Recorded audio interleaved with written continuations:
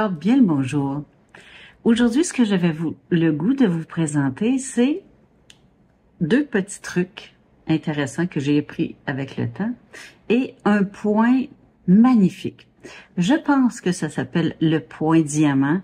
Ça fait le deuxième chandail que je fais avec ce point-là, tellement il est beau. Je verrais très bien un foulard pour hommes, pour tous les sexes en fin de compte.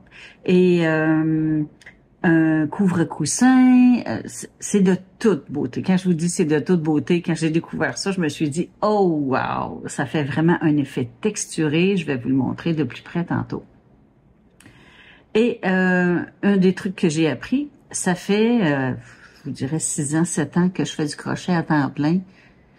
C'est la première fois que j'entends parler de brides reliées. Mais la beauté de la chose, c'est que dans les brides reliées, ça fait pas de trous.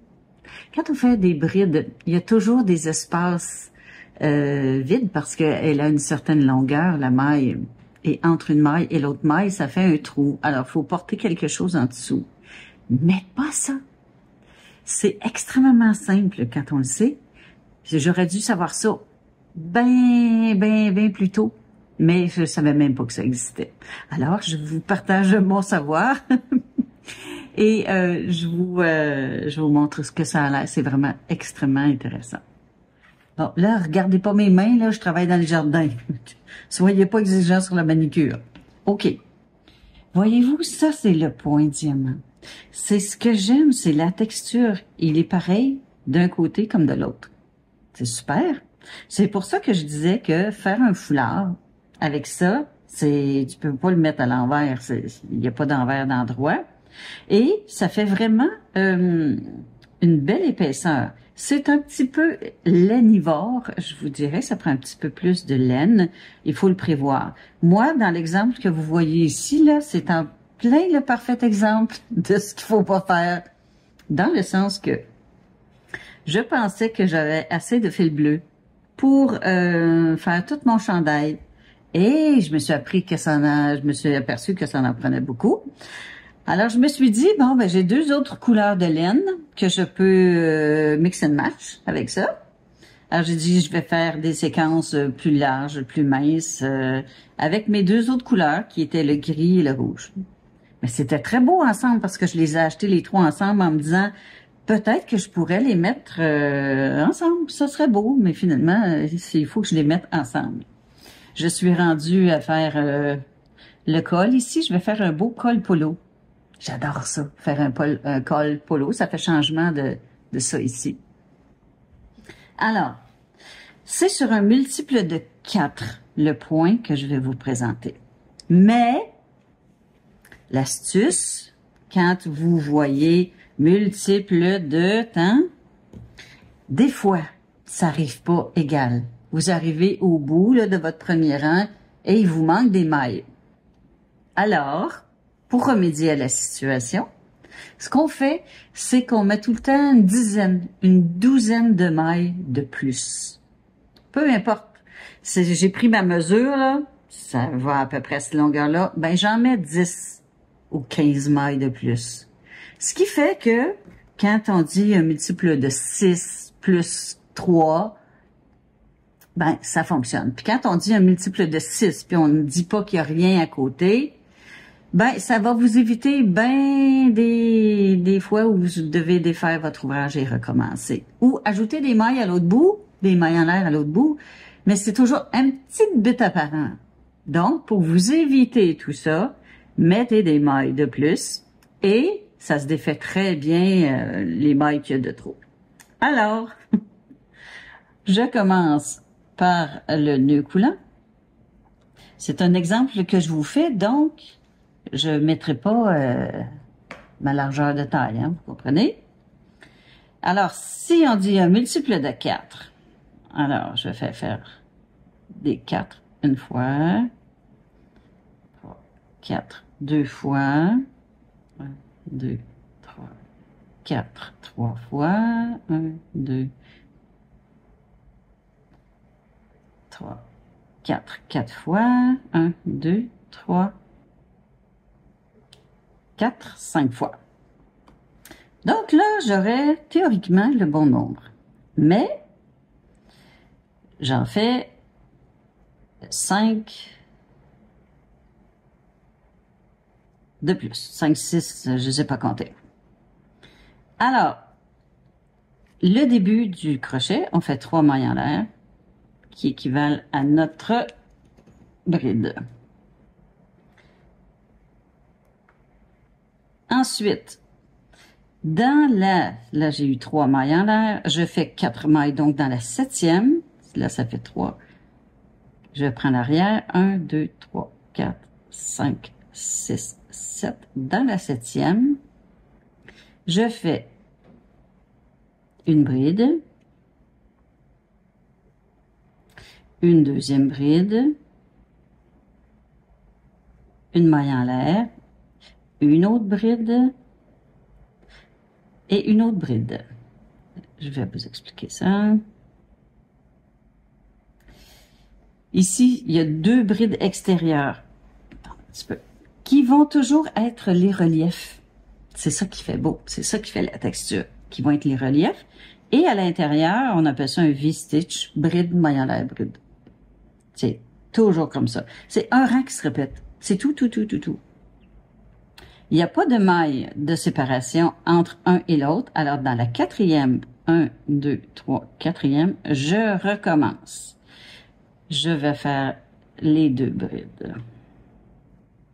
La deuxième qui commence à faire le V, une maille en l'air. Je termine le V avec la bride. Oups. Et la dernière. Là, j'ai pris le centre, comme vous voyez, et c'est une balle neuve pour un autre projet. Mais elle était assez grosse pour que vous voyez bien. Alors, je continue comme ça. 1, 2, 3, 4 dans la 4e. Finalement, on fait 2 brides. Une maille en l'air, 2 brides. Deuxième bride, ma maille en l'air. Oups. Oui, vas-y Chantal, t'es capable. 1, 2. Je passe 4, 1, 2, je passe 3, 1, 2, 3 dans la 4e. 2 brides. Une maille en l'air et 2 brides.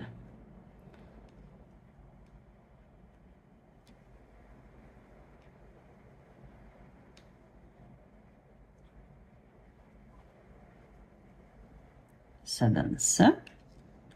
J'ai la place pour en faire un autre. 1, 2, 3 dans la 4e. Encore les 2 brides.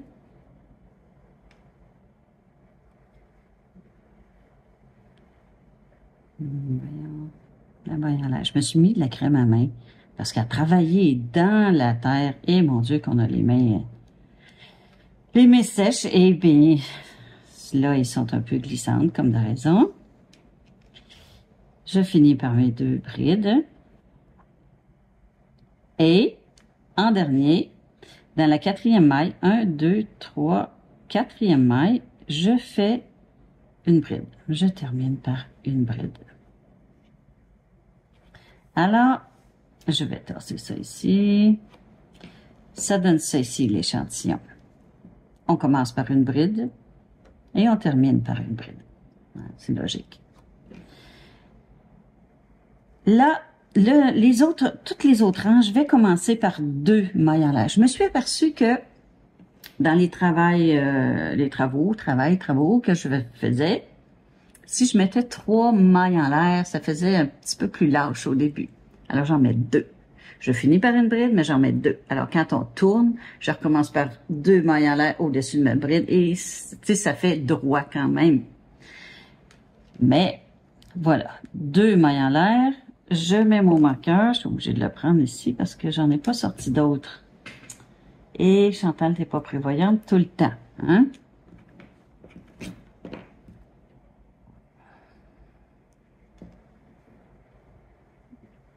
Toujours mettre notre marqueur de maille. Bon. Et c'est là que la magie opère. Regardez bien. Je ne prends pas la première ici. Je prends celle qui fait partie du V, donc la deuxième, et je fais relief avant. Je fais ma bride et dans l'espace de ma maille en l'air, je fais un autre V, ce qui veut dire bride, maille en l'air, bride.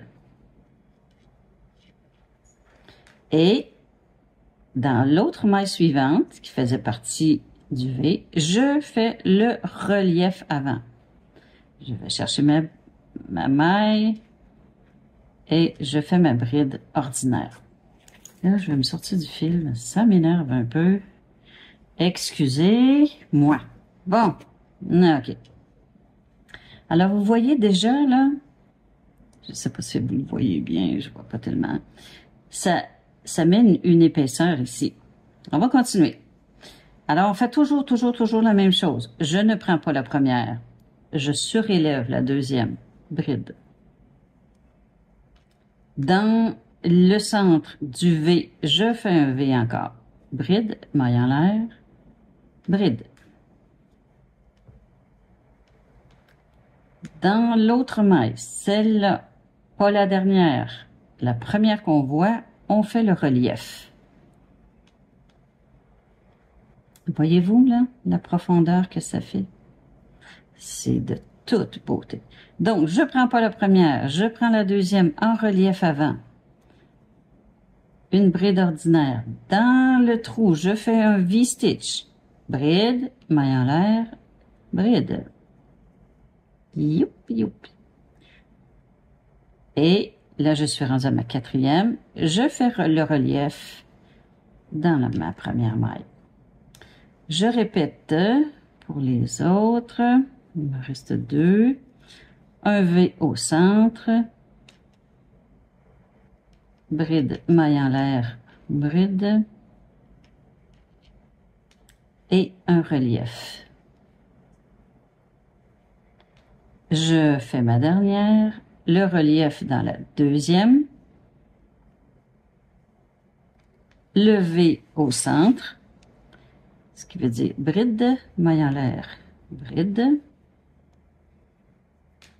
Et le relief dans la première. Je ne fais pas d'espace et je fais une bride à mon marqueur.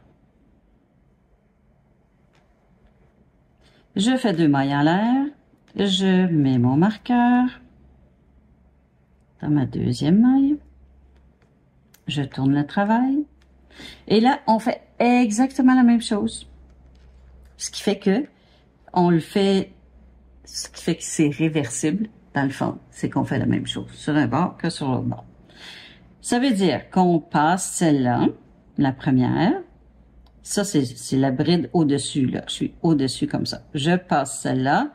Je m'en vais prendre celle du V qu'on a fait. En relief avant, je fais ma bride. Au centre, je fais le V, ce qui veut dire bride, maille en l'air, bride. Ensuite, dans ma première, je fais un relief avant. On va se reprendre encore du fil. Alors, ça fait comme ça. Je vais le refaire. Pas dans la première, dans la deuxième, relief avant. C'est toujours relief avant. C'est tant mieux parce que j'ai faire les reliefs arrière. Quand il faut, mais si j'ai pas à le faire. Alors, le V ensuite, bride maille à la bride. Ensuite, dans la première bride qui fait le V, je fais mon relief avant. Dans ma deuxième maille, finalement, le relief, il se fait avec le V qu'on fait. C'est pas mêlant, on se questionne pas. Parce qu'après, si on fait le V pour le prochain rang, pour faire nos reliefs, bride, maille en la bride, et dans la première maille, on fait notre relief avant. Alors, je vais jusqu'au bout. Relief, V, bride, maille en l'air, bride, et relief. Je recommence. La fin, c'est relief, le V, bride, maille en l'air, bride, le relief, et on termine par une bride dans notre marqueur. Il n'est pas où mon marqueur. OK. Alors voilà, c'est ce que ça fait. Ça, c'est avec du coton. C'est un gros coton, de chez Hobby, un 8-6. Mais ça fait un bel ouvrage. Alors, un plus petit fil, voyez-vous, celui-là, il est très fin, très, très fin. Je le crochette avec un numéro 3 et ça fait ça ici. C'est vraiment spongieux, c'est de toute beauté, j'adore ça.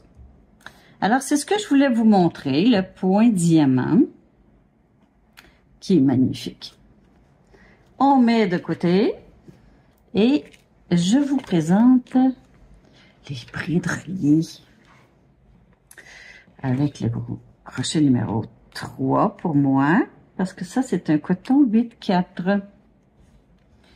Alors, j'ai commencé un chandail, parce que on fait beaucoup de voyages et je transporte mes projets. J'ai commencé un projet que j'ai pas terminé. Voyez-vous, ça là, la première rangée, là, ça c'est les brides. Mais quand on fait le relief, voyez-vous, je vois pas ma main au travers. C'est de toute beauté. Alors, je vous montre comment on fait cette petite merveille. J'ai mis un marqueur pour retenir ma maille. Moi, je fais 2 mailles en l'air. Je tourne mon travail. Je vais essayer de me mettre plus près, là, pour que vous voyez bien. Ici, là, je tiens mon crochet comme ça c'est ma maille. Ici, ça, c'est juste le début qui est comme ça, parce qu'après ça, c'est très visible. Ici, celle-là, là, c'est dans celle-là. Est-ce que vous voyez bien? Peut-être qu'un fond plus clair, ça serait mieux. Attendez un petit peu. Ça, c'est mon autre projet. Bon, sur un fond plus clair, ça va-tu mieux? Peut-être pas. Je vais essayer de me rapprocher. Voyez-vous, ici, là, dans cette maille-là, je vais chercher le fil et je le ramène. Ensuite, comme ma bride ordinaire, je vais chercher le fil, je le ramène et je fais ma bride ordinaire. Mais je vais le répéter. Une fois qu'on a fait le début, voyez-vous ici, là, ça forme comme un petit toit, un petit toit de tente, on pourrait dire, ici. Parce que c'est ça qu'on va faire, c'est ça qui fait le relier d'une à l'autre. Vous voyez la ligne ici? Elle est composée de ce brin-là ici. Donc, je viens chercher ce brin, je ramène mon fil et je vais faire ma bride régulière. On libère 2, on libère 2. Voyez-vous, ça m'a fait une ligne ici, là, comme toutes les autres. Alors, je prends le brin, vous voyez, celui qui est de travers ici, pas lui, mais ici, celui-là. Je le prends et je ramène mon fil. Je fais ma bride ordinaire. C'est la seule différence. Toujours partir de ce point, aller chercher le fil. C'est ce qui diffère des autres. Ensuite, je fais pas de jeté. Je vais dans la maille et là, je fais ma bride ordinaire. Si vous avez remarqué, j'ai jamais de jeté, mais je fais une bride quand même. Alors, je prends le brin qui est de travers.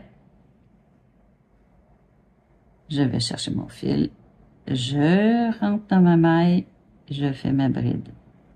Alors, je continue comme ça. Voyez-vous, je prends ce brin. Ce qui est difficile, ben non, pas difficile.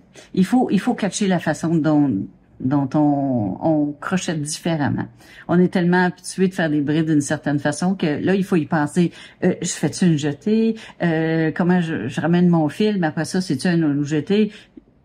On en fait, là, je vous dirais une quinzaine. Puis après ça, oups, ça vient tout seul. On va chercher le fil. On prend le brin, on va chercher le fil. C'est tout ce qu'on fait. On pique dans notre maille, on va chercher le fil. C'est tout ce qu'on fait. Ensuite, on finit notre bride régulière. Voyez-vous, ça les solidifie les uns avec les autres. Et c'est vraiment, vraiment très opaque. On n'a pas besoin de mettre une petite camisole en dessous d'un projet de crochet. Ce qui est très différent. Parce que d'habitude, ça fait toujours des trous. Quand on pense à cette façon de faire des brides, ici au début, ben là, tu n'auras pas le choix de mettre une petite camisole en dessous. Mais, on voit la différence tout de suite, là, entre les brides régulières et les brides liées ensemble, et c'est le jour et la nuit. Alors, je vais en faire deux autres, et ensuite, je vais refaire le début pour qu'on ait bien compris comment on débute. Régulière. Je prends la maille qui est de travers ici, le brin. Je vais chercher mon fil. Je pique dans ma maille, je vais chercher mon fil. Et je libère deux, je libère deux. C'est comme ça. Je vais défaire et refaire le début pour vous montrer. Je vais même refaire à partir de mes deux mailles en l'air. Une maille en l'air, deux mailles en l'air. Je tourne le travail. Cette maille, ici, là, qui est la première maille en l'air, finalement. Je vais chercher mon fil.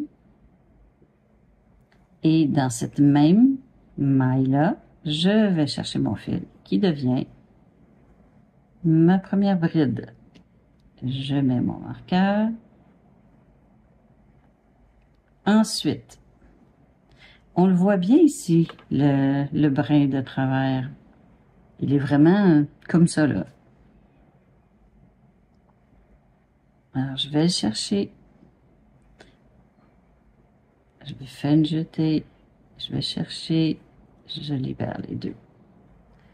Encore une fois, si vous êtes comme ça, vous demandez où est-ce que je le prends. Ben, c'est pas compliqué. C'est pas la longue, c'est la toute petite ici de travers. Fait qu'on prend la toute petite de travers, on va chercher le fil. On entre dans la maille, on va chercher le fil et on termine. Bride régulière. Ça devient comme une seconde nature. C'est pas plus long,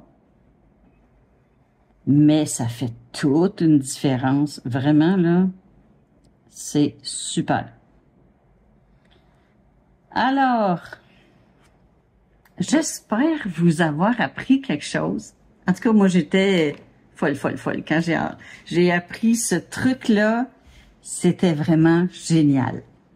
Alors, je me suis dit, faut que je le montre. Il faut que je l'apprenne aux gens qui ne savent pas comme moi. Alors, voilà. C'est les trucs. Et c'est le petit point diamant que je voulais vous montrer. J'espère que vous avez aimé. J'espère que vous ferez des projets avec ça. Et puis que vous pourrez le montrer à vos copines qui ne savent pas puis qui font du crochet aussi. Alors, ça va faire des petits. Alors, je vous souhaite une bonne semaine et au prochain projet.